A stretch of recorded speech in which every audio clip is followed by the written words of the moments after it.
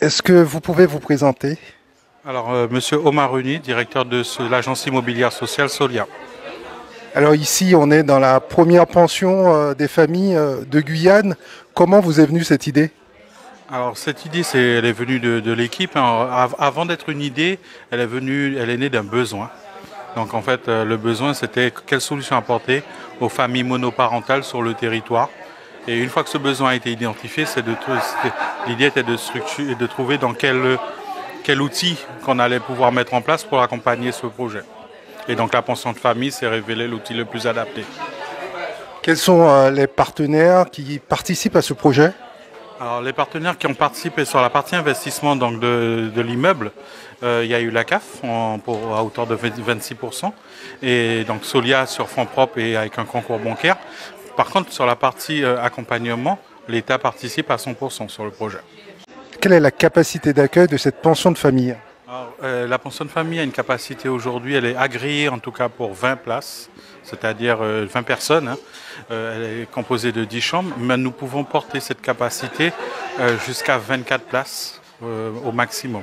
Comment se passe l'instruction des dossiers parce que je crois que vous accueillez principalement des femmes seules?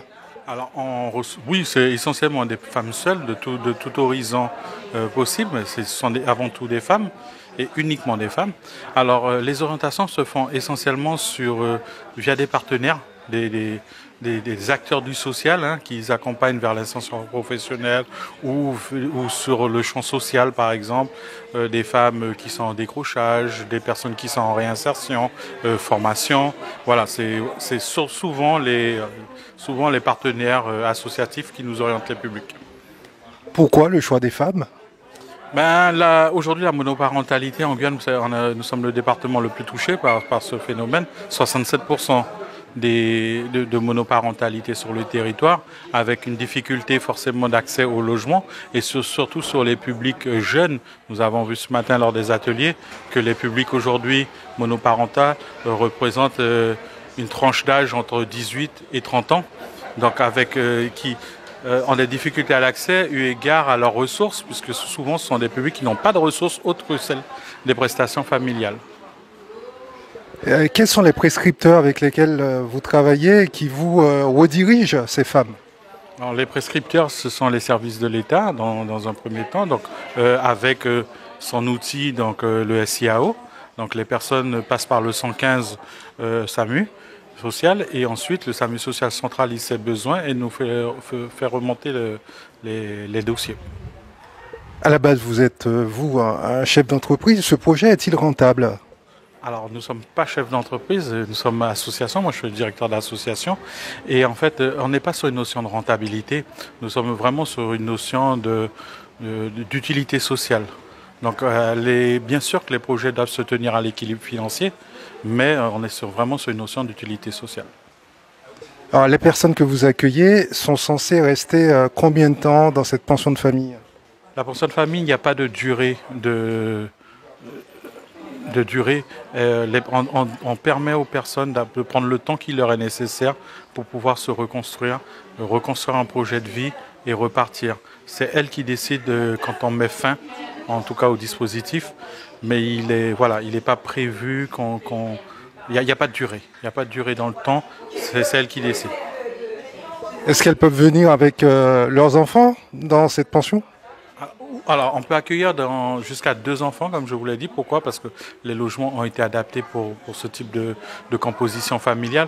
Au-delà, sur des compositions familiales, nous ne pouvons malheureusement pas accueillir dans cette structure. Il y a d'autres dispositifs et donc on essaye de les orienter vers d'autres dispositifs à ce moment-là. Est-ce que le bâtiment répond à des critères écologiques de développement durable? Alors, le bâtiment a été en partie éco-conçu, hein, puisque le site a un stockage de 1500 litres d'eau qui permet d'alimenter les WC et autres, et l'entretien des espaces communs.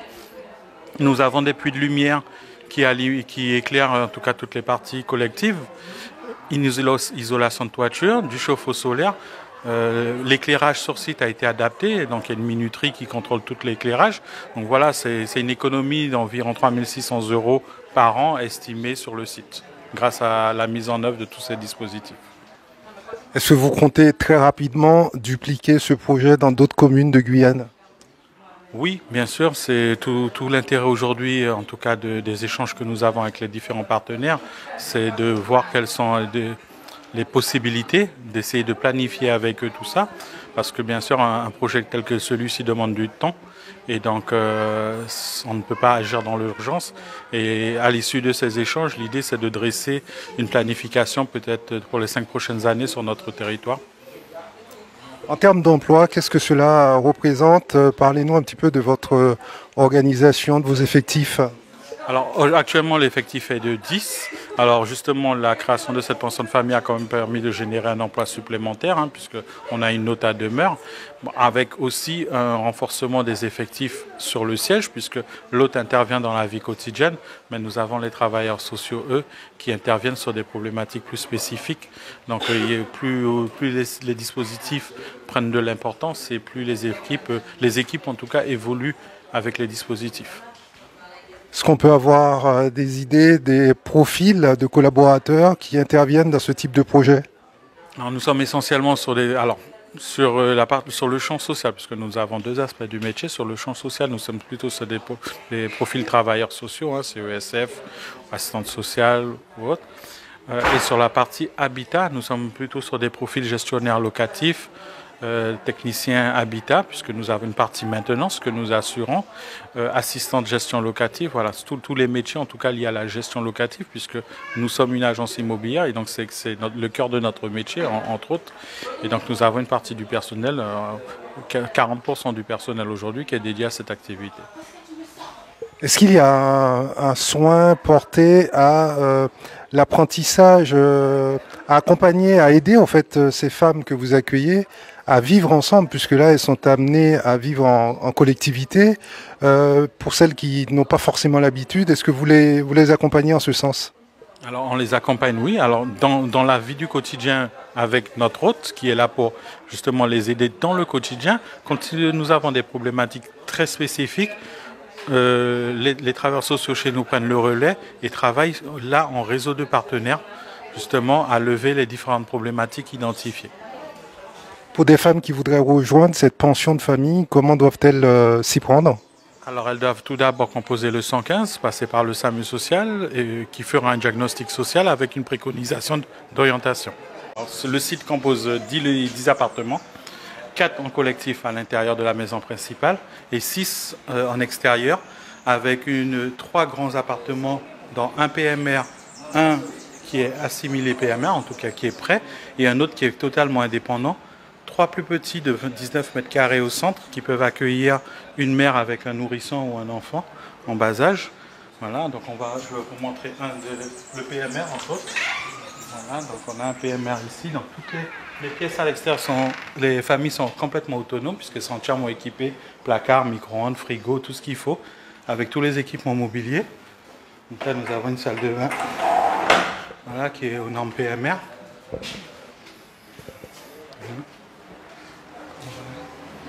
Donc vous verrez, en fait, grâce à la fraîcheur, mais il fait même plus frais ici que là-bas. Et du coup, ça nous a évité, toutes les dispositifs dont je vous ai parlé tout à l'heure, nous a évité de devoir mettre des clims et on est sur des ventilateurs. Et même les ventilateurs ont été pensés puisqu'on a pris des ventilateurs à grille plastique pour justement améliorer l'entretien et éviter qu'elles s'usent de manière trop rapide. Voilà, donc on va aller voir un autre plus petit.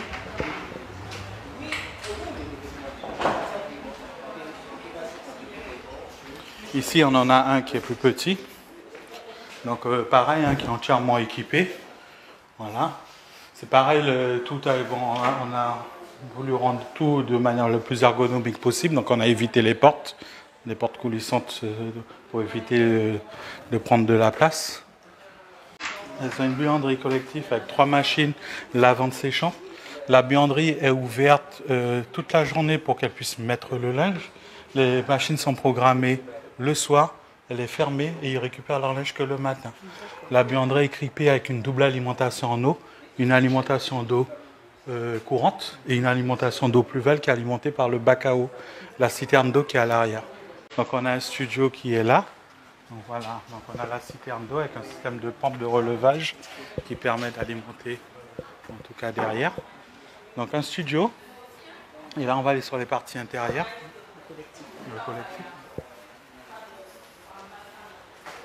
Donc le collectif, alors vous avez sur la maison principale deux terrasses, une qui font pour un total de 70 mètres carrés les deux, à l'avant et à l'arrière. Une grande cuisine avec une partie cellier.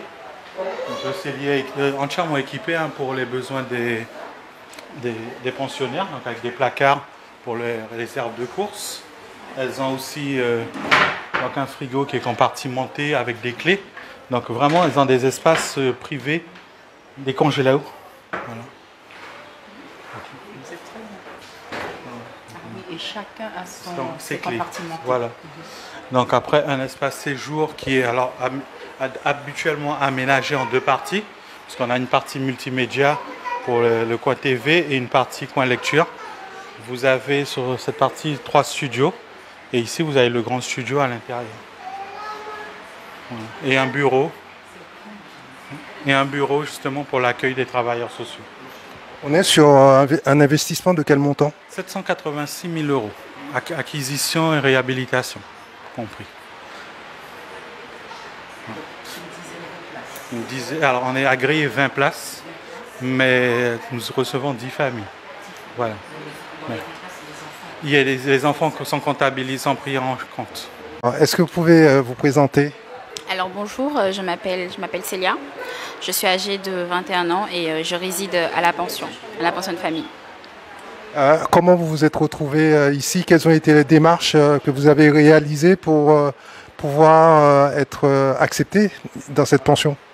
Alors je me suis rapprochée de ma conseillère de la mission locale qui a fait le nécessaire à ce que je puisse pouvoir me retrouver ici avec l'assistance sociale de la mission locale.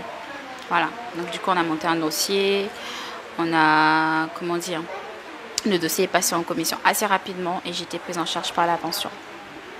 Ça a été assez rapide, vous avez mis, il a fallu compter combien de temps à peu près entre le dépôt du dossier et l'acceptation ici? Alors honnêtement, je vais arrondir à 1 semaine. Ça m'a pris quelques jours, mais je vais arrondir à 1 semaine. C'était très rapide, très fluide et très professionnel aussi. Et quelles sont vos impressions depuis quand vous êtes ici? Vous êtes arrivé quand? Alors j'ai intégré cette pension en mai 2022 et je trouve que c'est une très bonne structure. Pardon, excusez-moi. C'est très bien encadré et c'est très sécurisé. Nous sommes en sécurité ici. Et vous comptez y rester combien de temps? Vous avez une idée ou pour le moment vous n'avez pas encore réfléchi à la question? Alors ici, nous avons une hôte de pension qui nous accompagne vers la réussite, vers l'autonomie. Donc une fois que je serai stable et autonome, je pourrai éventuellement quitter la pension. Vous avez fait le choix de cette pension parce que vos revenus ne vous permettaient pas d'avoir un logement par la voie normale, entre guillemets? Alors j'ai fait le choix de cette pension parce que déjà aussi, oui, mes revenus ne me permettaient pas et j'étais en situation précaire. Donc j'ai pu pouvoir intégrer cette pension. Et vous la conseilleriez à d'autres femmes qui nous écoutent ou qui nous regardent? Oui, je peux éventuellement la conseiller parce que c'est une très bonne pension, c'est une très belle structure. Notamment, nous sommes très bien suivis, nous avons un suivi au cas par cas. Donc les femmes qui sont ici ne sont pas toutes forcément mères, n'ont pas forcément toutes des enfants? Non, pas forcément, parce que moi-même je ne suis pas mère, mais ma situation et mon cas a fait qu'aujourd'hui ils ont accepté mon dossier à la pension. Bonjour. Bonjour. Alors, est-ce que vous pouvez vous présenter? Je m'appelle Bethian Léon, j'ai 19 ans. Je suis ici depuis 3 semaines environ. Je suis ici parce que j'avais des problèmes familiaux un peu. Et j'ai dû quitter le foyer avant l'heure. Et je me suis retrouvée hébergée de gauche à droite. Ensuite, je suis passée par l'arbre fromager et ils ont transféré mon dossier ici, je ne connaissais pas. Et mon dossier est passé en commission, je pense que ça a pris quelques semaines, je ne sais plus. Mais ça se passe vraiment bien. C'est un peu nouveau pour moi, mais je m'adapte, c'est vraiment génial. Il y a Madame Beaufort qui nous aide beaucoup. On a un suivi de tout avec les enfants, pour notre projet professionnel, dans la vie de tous les jours, pour dire. Et les membres de votre famille peuvent venir vous voir ici? Oui, oui, oui. Les membres de notre famille sont bien, ils peuvent venir nous voir, des amis, en respectant les règles surtout. Voilà. Et alors je vois que vous avez une petite fille. Et pour elle, comment ça s'est passé l'adaptation? Bon, il y a eu beaucoup de déménagements. Je pense que pour elle, comme il y a des enfants, ça lui va. Mais voilà, ça va, ça va. Comme il y a des enfants, il y a tout pour les enfants pour qu'ils puissent jouer, ça va. Elle s'adapte. Et là, vous pensez à rebondir, j'imagine. Vous avez déjà commencé à entamer des démarches. On vous accompagne dans ce sens-là? Oui, oui, je me suis inscrite au Pôle emploi. J'ai certaines démarches qui prennent du temps, comme je viens d'arriver. Donc. Mais voilà, par exemple, pour passer mon bac au candidat libre, je dois attendre. J'ai fait les démarches mais je dois attendre la date des inscriptions. Voilà. Vous envisagez de travailler dans quel domaine, dans quel secteur? Le BTP. Dans le BTP. À quelle fonction, quel poste? Vous savez déjà ou pas? Oui, oui, être chef de chantier. Écoutez, c'est tout le mal qu'on vous souhaite. Bon courage. Merci, merci.